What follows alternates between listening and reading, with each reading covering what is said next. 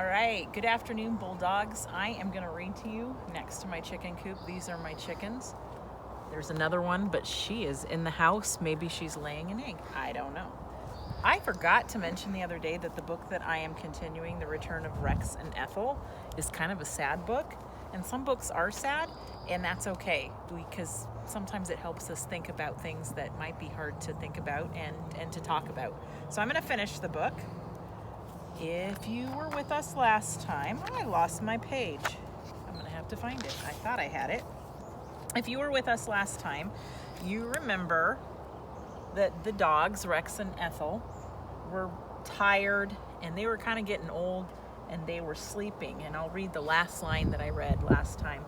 Pepper and Belle find Rex and Ethel quiet on the ground, side by side in the afternoon shade. Their bellies are moving so very still. Now each girl runs to her house, shouting for mothers and fathers to come and help. There are hugs and tears. Oh, and there's my cat, Arnold. It's not my cat, it's my daughter's cat. You can see him, he's coming in to come and help. There are hugs and tears. There are old stories of good times, of years. What do you think happened? I think that maybe they passed away. Now both families gather at the trees and they find a flat, soft space under the shade and begin to dig until a large and deep hole is clear. Now Rex and Ethel are wrapped in old white sheets and their pieces of rug. Parents help Pepper and Belle lower their dogs into the deep place. Now rawhide bones and rubber balls that belong to each are placed with each. Loose dirt and stones are added and the hole is full. Now they collect heavy flat stones to place on the new grave. Now they rake and the loose dirt and push down hard on the heavy stones. God, it's really hard. I know that I lost one of my dogs and he died last spring break, and it was really hard, and we had to, adjust to a different life without him. And those are hard things for us to go through. Now Pepper and Belle cut away the hard green husks from some of the walnuts lying on the ground. They push them between the flat stones into the soft dirt. Now walnut saplings will grow between these stones in new seasons. Years of growing trees will join under the ground with years of Rex and Ethel. Now Pepper and Belle join hands with all in a circle around the new space in the trees. Their eyes look down at the fresh dirt. Their eyes look up at the evening sky. There is a cool smell of coming rain that dries their warm, wet faces. Now it is getting dark, and the ceremony is over, and the two girls hug each other hard. It's time to go in for the night. It's good to have a friend when you're going through something rough. And there's pictures of the dogs. Sometimes when people aren't with us, they're still with us. I love that picture. This dog reminds me of my old dog, Howie. The next day is Saturday. The morning sun shines in full power through the clear sky. There is time for cereal and sliced bananas, raisins, and cookies in each pocket. The girls meet. They walk and ride their bikes along familiar streets to the highway at the edge of town. They talk about the night before. They share pieces of nighttime dreams.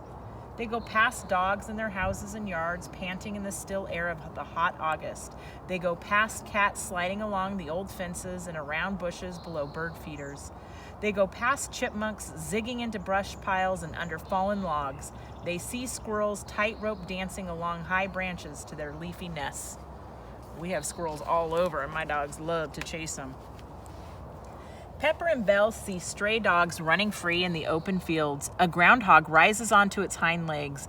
Geese are resting on the long lawn by the big pond, their heads tucked down into downy chests in cool shade. They stir at the sound of the bicycle tires on gravel and waddle into water. Beyond their fields and into the woods, the girls see hints of larger animals, running deer, and the flash of a red fox. Along the road are the usual worms and crickets and small green snakes. Butterflies circle their heads. And here and there along the side of the road are animals that they see. A beautiful black skunk and a long-tailed squirrel lie side by side near the bike path. Then Pepper and Belle wheel their bikes onto the path toward town and home. Behind them, a car slows down, then speeds up and passes fast. They turn their heads back in time to see a small brown dog dash across the road into the wild rose bushes. The girls call and search for the puppy in the thick brush. They hunt through the bushes for a long time, trying to coax the dog out. Finally, they empty their boxes of raisins onto the ground and leave bits of oatmeal cookie. Then they pick up their bikes and head for home. There's the little dog hiding. It's kind of camouflaged. You can't see him very well there.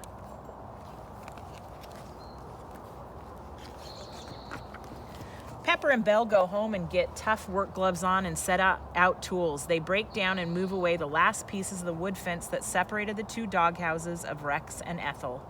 They nail these boards over and around the two old houses so that two houses become one wide animal place in the middle of a shared yard.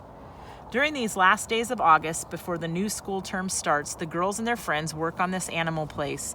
They build a bird feeder for red birds and robins, a squirrel station loaded with black walnuts and ears of corn. Suet balls hang for song sparrows. There are dishes of food for stray cats and nighttime raccoon families. Fresh water drips into a large bowl from a faucet that is always open.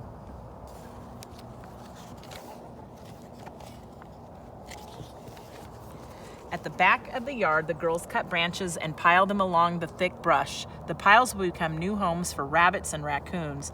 Soon there are many safe places for possums and groundhogs, blue jays and doves. Neighbor families help with saws and paint until the work is finished and a fresh sign is nailed above the new animal place. The Rex and Ethel Memorial Rest Stop is its new wide house filled with straw and pieces of old rug. The Rex and Ethel Memorial Rest Stop is opened by Pepper and Belle in their shared yard. You've got chickens, a dog, a cat, some frogs, and all sorts of birds. There's a fox, a turkey. And look at that, used to be the dog's house, and now it's become something that it can help other people with. One cooler morning in early September, Pepper and Belle are waiting at the corner of the street and for the first bus of the first day of school. I cannot wait till the buses come for you guys next year. They turn their heads in time to see their small puppy Yap her way out of the wide new house and run along the clothesline that leads to their front yard. A red bird flies to the top branch of the tall black walnut tree, and a squirrel is on the ground, and it stops still.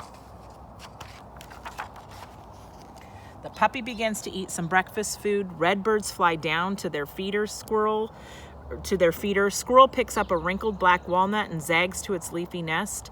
Pepper and Belle get on the bus to school. Another day begins.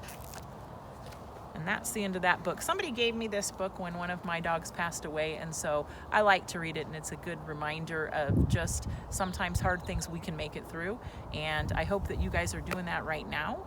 I miss you guys. We are working on getting those devices to Harrison Park, and we'll let you know as soon as we can get those out. I know it's really frustrating. It's hard for all of us. I hope that you have a good night and that you get up and ready for your online learning tomorrow. Thanks.